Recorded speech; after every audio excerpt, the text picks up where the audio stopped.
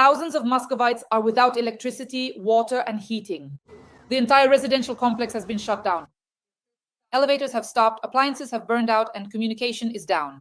Flamingo struck Moscow and the Moscow region. For the first time, Muscovites have been left without electricity, water, and heat. Microwaves and stoves aren't working. People are cooking food using improvised means. They are burning candles and praying to Putin. Madhyar makes an official announcement. Total blackouts in Moscow. Russia's power system is cracking. Everything has come to a halt. During the night, a series of powerful strikes hit Russian territory. Substations, oil pipelines, thermal power plants, and refineries were struck by missiles and drones. Neptune missiles destroyed Moscow's thermal power plant. The power system collapsed after the strike on the substations and the Koltsovoy oil pipeline. This is actually a crucial facility through which Russia supplied its army with fuel. Now, all three lines, gasoline, diesel, and aviation fuel, have been blown up.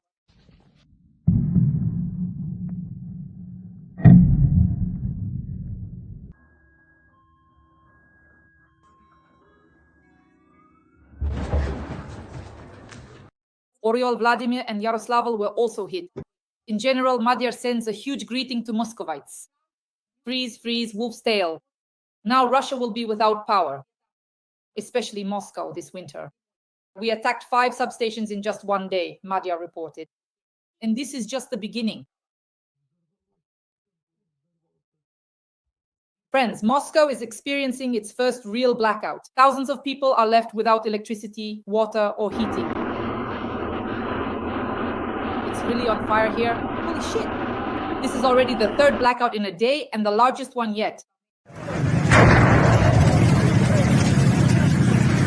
According to Russian public sources, an emergency in the Moscow suburbs has left entire neighborhoods without power. Residents say elevators have stopped, appliances have burned out, there's no connection, and people are charging their phones in their cars. For the first time, Russia experienced what an internal front really means at night. Ukraine's GUR has disabled the Koltsovoy oil products pipeline. This is a key supply route providing fuel to the Russian army.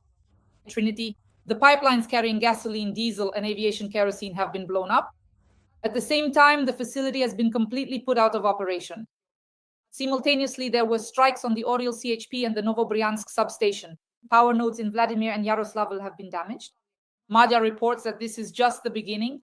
We will leave Russia, Moscow, and St. Petersburg without electricity, heat, and water. The power was cut off in the entire residential complex. At least 5 substations have been hit. According to Madhyar, there are detonations in the sky and fires at oil refineries. The reserves can't cope, and for the first time in many years, Moscow has been left without power. This is a signal for the Kremlin. The war that Putin started has come home. The country has finally turned into a mere backdrop. On the outside, grandeur; on the inside, candles, fear, and darkness. We will discuss all this with the well-known military analyst Roman Svetan right now.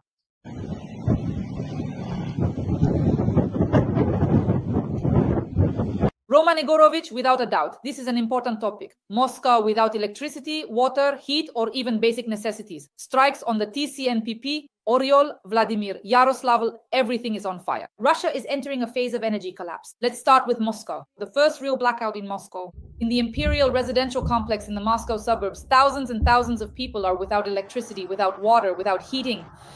The power went out in all the buildings, elevators stopped, and families with children are leaving their apartments. Residents say this is already the 3rd blackout in 24 hours. Appliances have burned out and there is almost no communication. To make a call, we have to go out to the highway. What is your reaction to this information? Muscovites, or maybe women from Moscow, might actually feel okay about it. At least they have something in place regarding the elevators. But in reality, the groundwork for this was laid 3 months ago. At the beginning of August, work began on destroying the Russian economy. The optimal way to destroy the Russian economy is to start with the oil and gas sector and then continue with petrochemicals and then energy. And now it's the energy sector's turn. For literally a month, we've only been working on the technological corridors that supply energy. Moscow, the Moscow region, there are 8 of them.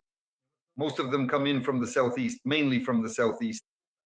That's why the work is focused in that direction. The main one, at least for now, has already been taken out. At least almost up to a dozen stations, power plants that raise the energy stations, which either create this transfer of electricity by channeling it through themselves from east to west and back, depending on the voltage peaks. So they create, meaning they provide these very energy technological corridors toward Moscow. If you shut down even half of them, say 4 out of 8, then basically Moscow will have a serious problem. Yes, they do have emergency so-called backup power generation, which is mostly gas powered. But if you also get to the gas pumping stations, that is to completely shut down the gas pumping and power supply. Then all of Moscow will come to a standstill, much to the delight of Muscovite women. Roman Nikolaevich, are we right in understanding that this didn't happen without the actions of concerned individuals? Well, definitely. This is the work of our special services. First of all, in terms of providing intelligence, additional reconnaissance, and fire adjustment. That's for sure. That's the first thing. And second, directly the confidants of our special services, those same concerned individuals, partisans, local resistance, they also played a role in accomplishing this task. When the objective is clear, when it is defined, and it was defined by the work of our long-range strike capabilities. So we targeted the energy sector naturally with the help of concerned individuals. They don't even need to be given the task directly. They understood what's happening now.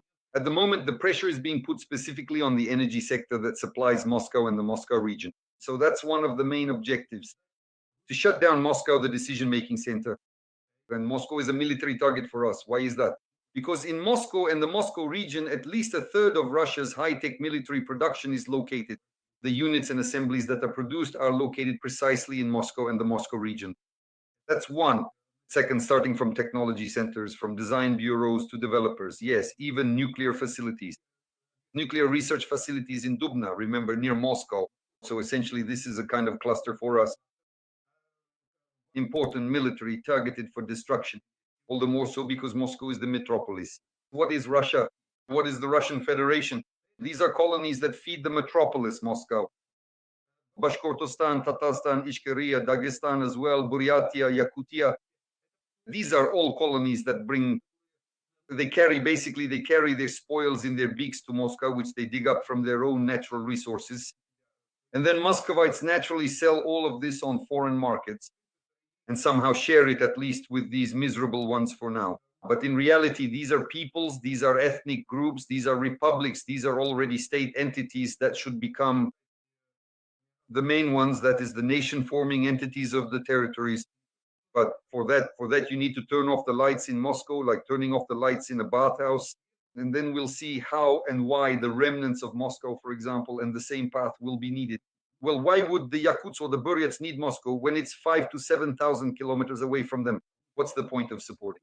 In this sense, they themselves, especially Yakutia, the Republic, Sakha, rich in diamonds, only need access to the foreign market, especially since it's nearby. With Alaska and the United States right there, they'll help at the very least to get Yakutian diamonds onto the market and push the beers aside. So these mechanisms exist. They just need to be supported. Here we are, our Verkhovna Rada. At one time, several years ago, we recognized the government in exile of Ingushetia. We have recognized Ingushetia as a republic. We have relations with this government. It is in this manner that we need to launch mechanisms for the collapse of the Russian Empire, for the collapse of this prison of nations. We need to support those resistance forces, those peoples who are trying to break free from Moscow's oppression.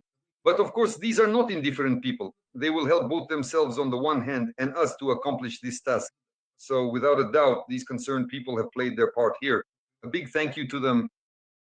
Roman Igorovich, everything you've just said confirms that we are attacking Moscow and the Moscow region. It's already the 5th day. What we're talking about, Dubna, other regions, the CHP plant, the Moscow suburbs, all of this is the result of attacks by Ukraine's armed forces and special operations units.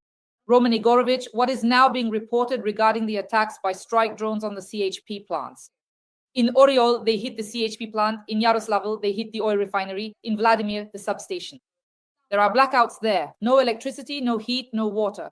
Let's start with Oriol, because the situation there is currently the most severe. Well, their situation is tough, of course. Roman Ilyich, we are talking naturally, yes. Our drones made it to Oriol. We have long-range strike capabilities. Those are the same fierce ones, the An-196S, which are our main ones right now. There are also several others, up to a dozen different types of long-range strike systems. And Oriol is one of them. Well, again, Oriol, it's actually one of the technological corridors that supply Moscow. Look at the Oriol region, that's the direction. It's from this direction that Moscow gets its supply. Naturally, the destruction of everything related to energy, this includes gas, oil, and of course the stations and power generation itself. The more of them you take out, the more you stop. Or if you halt the technological cycle, the less there will be. Moscow will have fewer opportunities to redistribute the electricity it has or to obtain it in various ways. Here it's important. Right now, attention should of course be paid to the gas pipeline because there are several dozen gas generators in Moscow. That is, they can produce energy themselves within the ring, within the Moscow ring inside. And these gas generators are powered by gas. Of course, by cutting off the gas supply, you can stop generation inside Moscow. That is, at the very least, the emergency generators that supply power to military facilities in their pure form. Military facilities can also be stopped in this way, among other things, and of course, the level of Oral, or today at least in 3 places. The strike targeted exactly 3 mechanisms: the substation, the thermal power plant, which again means heat and electricity, and the oil refinery. That is, oil refining, of course, makes it possible for Moscow to be supplied with fuel, gasoline, diesel, and fuel oil. By the way, there is also power generation using fuel oil, so it's important to target this sector as well, or rather to keep heating it, to take it down. We're already doing this for the 3rd month now. Roman Legovich Malyuk said that since the beginning of the year, the SBU has carried out more than 160 successful strikes on Russian oil extraction facilities. According to him, the SBU is striking only legitimate targets, which currently make up 90% of the budget of the Ministry of Defense of the Russian Federation. If we look at the statistics for September and October of this year, that's 20 facilities, 6 refineries, 2 oil terminals, 3 oil depots, and 9 oil pumping stations, the SBU said. The destruction of these facilities has led to a 20% shortage of petroleum products, as well as a ban on gasoline exports until the end of the year. What do you think? Well, the security service of Ukraine has in fact been working on destroying the Russian economy for the 3rd year now. Last year, SBU officers, together with GUAR operatives, started targeting the Russian oil and gas sector, working as a team. They did a great job, so great, in fact, that they were stopped in May. Whoever stopped the SBU in May deserves to have their arms twisted. As for Nebalusi himself, why? Because if the SBU's work hadn't been halted last year, right now, Malik would be reporting a total blackout across all of Russia, or at least the European part of the Russian Empire. This can be done. That's what efforts should be directed toward. The security service, again, they were stopped in May last year. This year, they started working again. They started working well. They managed to knock out almost 15% of the Russian oil industry right from the start. And again, they were stopped in March. But the police were jumping out of their skins, telling everyone that apparently our office hustlers came up with such security measures for the Russian oil industry that even the Americans were stunned by these proposals. And they stopped Malyuk's work. Now, it's unclear why Malyuk didn't arrest those who stopped him in March. In August, they started again. The security service has now been working for 3 months. Well, the effect is overwhelming, truly overwhelming. Why? Because first of all, it's on their own base. You need to understand what the security service is. It's their own base, a small base.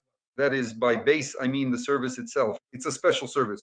It's not the armed forces of Ukraine. It's not the Air Force. It's not the Navy. It's a special service that was able on its own base first to gather professionals, a very correct approach, by the way. First, they gathered professionals, not chatterboxes from Firepoint, but actual professionals who, first of all, if we take the aviation component, managed to get a fairly wide range of strike assets airborne. Second, the same thing happened at sea. They started operating there, well, the SBU. Everyone knows about them very well. And now there are already several positions there. There are new SBU drones that operate as air defense systems, multiple launch rocket systems, and anti-aircraft missile complexes. In other words, it's a whole cohort of drones produced on the basis, on the relatively small base of this special service. That means they have their own internal funding and naturally their own special operations personnel. This is a professional approach. There's a similar approach in the main intelligence directorate, though perhaps a bit less so because the service itself is a bit smaller in this regard. The same approach is already being used, for example, in the armed forces of Ukraine, in the drone forces, in the special operations forces, in the Air Force, and in the Navy. So it's roughly the same, but at least there's direct government funding, and of course it's substantial. with that kind of scale, you can push things through. So the security service has done its job. In 3 months, it took down a fifth of Russia's oil industry. And if they hadn't interfered since last year, in a year and a half, Russia simply wouldn't have any oil industry left. That's what I'm talking about. So here, Maluk needs to be shown what he has to do. He needs to arrest people now under Article 111 for treason, those who didn't let him work last year and this year. So that, God forbid, no one stops this third attempt. Because if they do stop it, then all of them should be lined up against the wall. Why? Because there is a chance to win. I've said it so many times. We need to change our defeatist mindset to a victorious one. That is ahead of us. We have the opportunity, with the help of Malyuk, basically the security service of Ukraine and similar agencies, to simply put an end to the Russian economy in a year and a half. So by the end of next year, the Russians simply won't have an economy anymore. And there won't be a state because of this, because that's exactly why the Soviet Union collapsed back in the day, and Russia will fall apart the same way. And the army is a derivative of the state. No, not the state. That's not it. And we won't even need to chase those 700,000 weaklings around the Donetsk steppes, drowning them in the Sea of Azov. They'll scatter on their own. So this approach is very important. And it's illustrative, so to speak. There's no need for anything else. No need to theorize about anything. It's clearly visible, and here are the numbers that show it. And war is mathematics. All of this is easily calculated. Roman Igorovich, Maluk also said that Russian Panzer systems are the most effective against Ukrainian drones, but since the beginning of 2025, Ukraine has destroyed 48% of them. Russians can produce about 30 units per year, but the number of destroyed air defense systems is significantly higher. Well, first of all, why is it higher? Indeed, first of all, that's the situation right now. At the moment, it is one of the most widely produced, the most mass-produced surface-to-air missile system. It has proven itself very well. In this sense, Madyuk is right. It's an army-level short-range air defense system. The first version of the air defense system had 12 missiles. Now, the current version of the system, the Panzer, carries up to 48 missiles. That is, they cover a range of 20 kilometers. And that's enough, for example, to provide point defense for a specific facility. Practically speaking, the missile saturation coefficient used to be 12, now it's 48. So at a minimum, to break through a single Panzer, you need to send more than 50 drones or missiles at it from one direction. So the Panzer is a good air defense system. It's Russian, and at first it didn't work out. Why? Because they had to refine it. It took a long time, especially with the radar. There were issues with the radar, with tracking, and with the missiles themselves, I thought. But later, as a result of combat operations and the fact that we managed to take out a lot of them, the Russians, after getting what you might call a kick in the pants, finally got it working properly. For us now, it's quite a serious obstacle when carrying out combat missions using the aviation component. They're dangerous not only for drones. This Panzer is dangerous for cruise missiles, airplanes, and helicopters as well. If it covers, for example, even just the beginning of a Russian mechanized column or some object in the rear, for instance, that's why it's not enough to just destroy the Panzers themselves, although that's a given.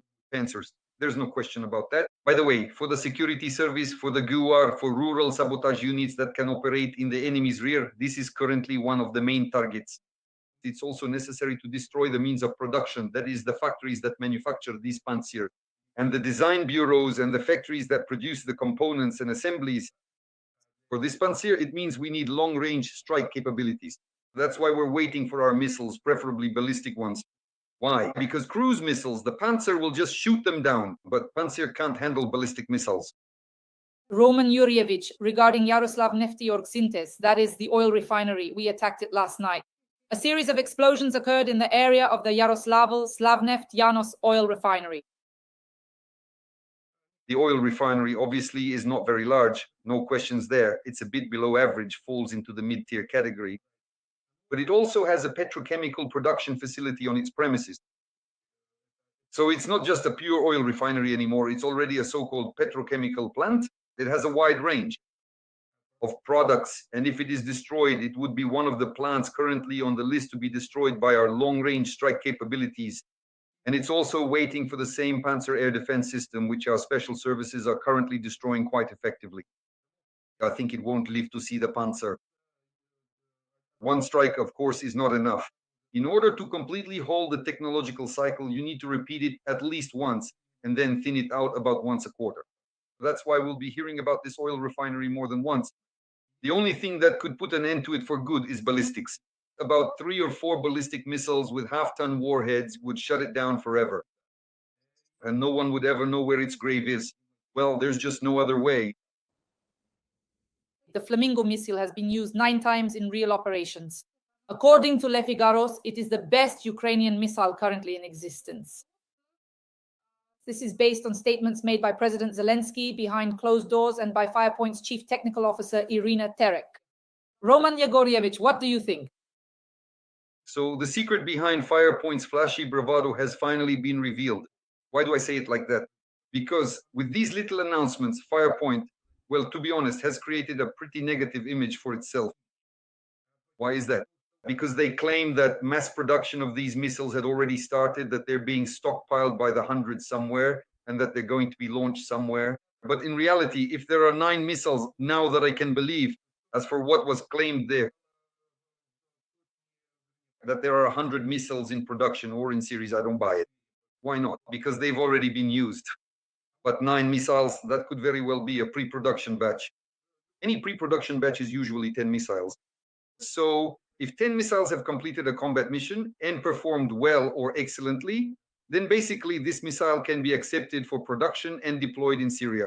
That's why if the 10th strike of this missile shows positive results, then we can say it's ready to be deployed in Syria and put into operation. This missile is easy to manufacture, really easy. The engines we've been talking about for several years now, the AI-25TL, and I personally have about 1,500 flight hours on it on the L-39, which use these engines. We produced them in Zaporizhia, and thousands of these engines were made. They were removed from aircraft after reaching the end of their service life and are now just gathering dust. Now, these engines that are already being used in aircraft definitely won't just be left to gather dust or sit around in the technical maintenance warehouses. There are a lot of them. Thousands of them are just gathering dust. They can be made operational in just one flight, so to speak. That is, you can mount them on a wing together with this missile and send them off. You can push the missile along. In principle, this engine can run for hours. In fact, it can operate for hours at nominal mode and with very low fuel consumption. So the operational range of this missile system will essentially only be limited by the amount of fuel it can carry on board. That is, it's a lightweight missile. In terms of production, it's at the level of the V1, which will soon be 100 years old. And in principle, it could have been put into mass production a long time ago. For 6 years now, this is the 7th year, the authorities have been dragging their feet, doing nothing. And in reality, of course, the missile still isn't in serial production. Eventually, we'll see it appear at some point. Maybe not this year, maybe next year. They could be put into production. Well, maybe not hundreds, but still quite a few. But in reality, you can produce 1 or 2 missiles per day. So roughly, you could get up to about 50 missiles a month. And you could create a serious wave of these missiles targeting some significant facilities. Because if the warhead is a ton and the range is 3,000 kilometers, then you can start preparing for strikes on the Yamal Cross and the Omsk oil refinery. Obviously, not all 10 or even all 100 missiles will make it through. Most of them will be shot down. This needs to be clearly understood. A missile of this kind is a very good aerial target for everything from mobile groups to fighter jets, not to mention the Panzer air defense systems. But the Russian air defense system can be overwhelmed by exceeding its interception capacity. Roughly speaking, the Panzer system can shoot down either 12 targets at once or 48 targets in total. So if you send 100 missiles, it will shoot down 48 and 52 will get through. In this mode, combat missions can be accomplished. We wait, but again, more announcements, just more announcements. Announcements of what? That 9 missiles were launched somewhere. Where are the hundreds of missiles? Where is mass production? That's the whole issue. And if you haven't put these missiles into mass production, then at least stop blabbering on air. I'm saying this to our green profiteers. Don't blabber on air, at least not until you've accomplished this task and until hundreds of missiles are actually hitting Russian territory. We're not the ones who should be talking, but in the end, it's time to step off the theatrical stage. It's time to return to the war, meaning we have combat operations. We need to talk about missile production, about producing means of destruction. Never does the side that produces and uses them talk about it before they are used on a massive scale. Why is that? For one simple reason. So the enemy doesn't find out where they're being produced and stored, and so a Kinzhal or Iskander missile doesn't hit those places. That's why everyone keeps quiet. But when people start blabbering like market women, especially on air, it ends badly. Let me repeat once more. This isn't a stage for actors. This is war. And in war is not the laws of the theatrical genre that should apply, but combat military laws. And here maintaining secrecy should be the top priority. At least that's the main task when producing this kind of weaponry.